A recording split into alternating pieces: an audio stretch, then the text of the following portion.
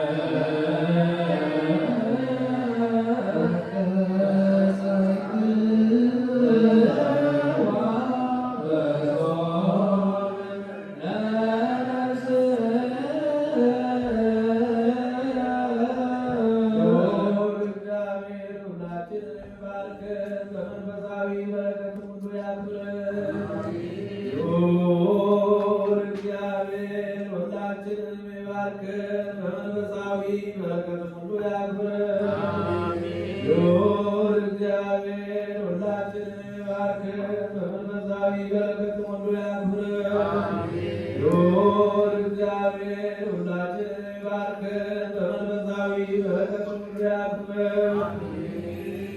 ወደ ቅድስት ቤተክርስቲያን መግባታችንን ዘወትር በመፍራትና በመጠንቀቅ ከሚያገለግሉ ከቅዱሳን መላእክት ጋር በአንድነት ያሉ በየጊዜው በየሰዓቱ ሁሉ ከሚያመሰግኑ ከቅዱሳን መላእክት ጋር በአንድነት ያሉ ዛሬም ዘወትርም ለዘላለሙ አምላካችንና መድኃኒታችን ሰውን የምትወድ እግዚአብሔር ሆይ ቅዱሳን የሚሆኑ ደቀ መዛሙርትንና አገልጋዮችን ንጹሐን ሐዋርያትን ወደ ዓለሙ ዳርቻ ያስልካቸው አንተን የመንግሥትን ወንጌል ይሰብኩና ያስተምሩ ዘንድ በሕዝቡ ውስጥ ያለውን ደዌ ሁሉ በሽታውን ሁሉ ያድኑ ዘንድ ከዓለም አስቀድሞ የነበረውን የተሰወረ ምስጢርን ያስተምሩ ዘንድ አሁንም ጌታችን አምላካችን ሆይ ብርሃንና ጽድቅን ላክልን። የሀሳባችንና የልቡናችንን ዓይኖች አብራልን። የከበረ ወንጌል ቃል በመቸከል እንሰማ ዘንድ የበቃን አድርገን። የምንሰማ ብቻ አይደለም እንደሰማን እንሰራ ነው እንጂ ስላንዱ በዛ 30 60 መቶ ያማረ ፍሬ ያፈራ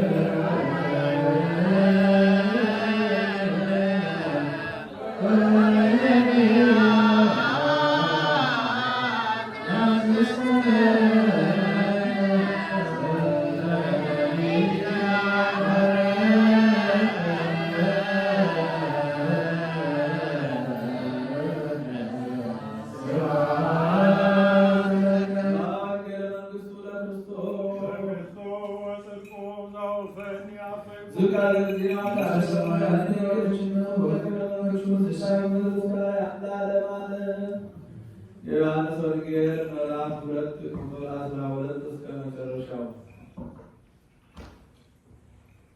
የአይሁድ ፋሲካ ቀርቦ ነበር። ከዚህ በኋላ ከእናቱና ከወንድሞቹ ከደቀ መዛሙርቱ ጋር ወደ ቅፍርናሆም ወረደ። በዚያ ጥቂት ቀን ኖሩ።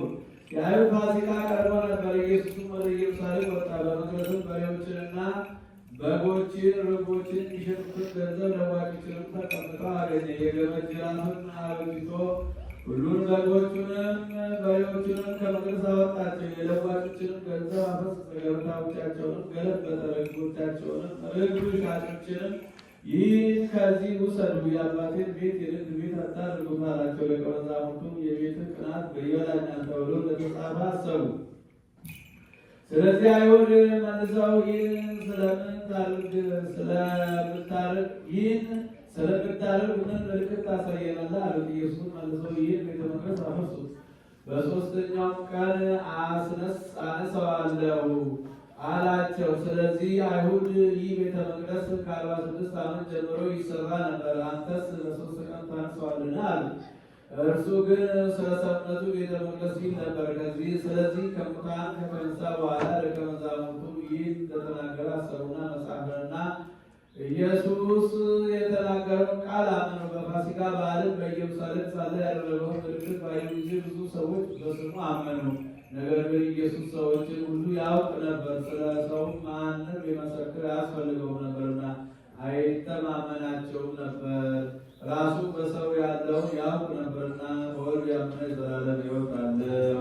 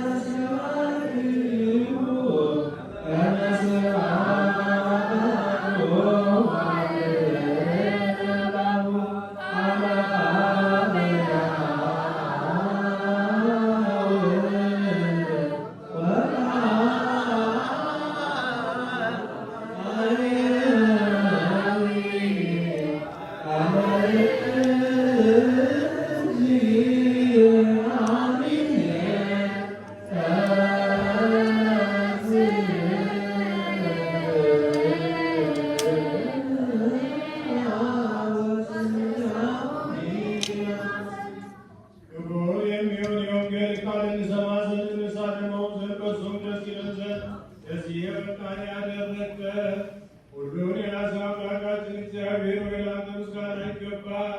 ዳግመኛ ክቡር የሚሆን የወንጌልህን ቃል በልቦናችን ትስል ዘንድ እንለምናለን እንማልዳለንም። ጌታችን ኢየሱስ ክርስቶስ በገባበት በዚህ በመሠዊያ ልመናችንን ተቀበል። በእኛም በወገኖቻችንም ላይ ቁጣህንና ቸርነትህን ላክ። በአንድ ልጅ አንተ ምስጋና ቃሪነትም ይገባሃልና ለዘላለሙ አሜን።